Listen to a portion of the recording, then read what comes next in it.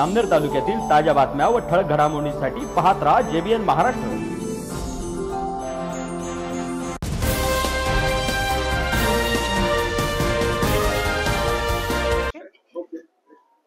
नमस्कार। Pimpalgaon Hareshwar police station जे आहे त्याच्या अंतर्गत आपण 19/8/25 रोजी एक पोक्सो अंतर्गत गुन्हा दाखल केला होता। यामध्ये आपण आरोपी जो आहे आबिद हुसेन शेख राहणार शेंदुर्णी जामनेर याला अटक केलेली आहे।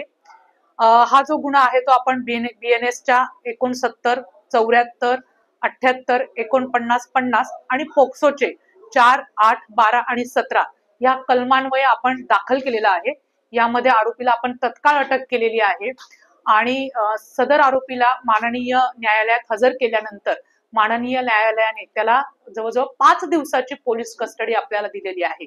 सदर गुन्ह्याचा जो अधिकचा तपास आहे तो चालू आहे।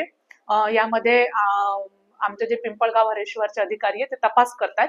यामध्ये पुढच्या ज्या बाबी आहेत ते निष्पन्न करण्याचं काम चालू आहे।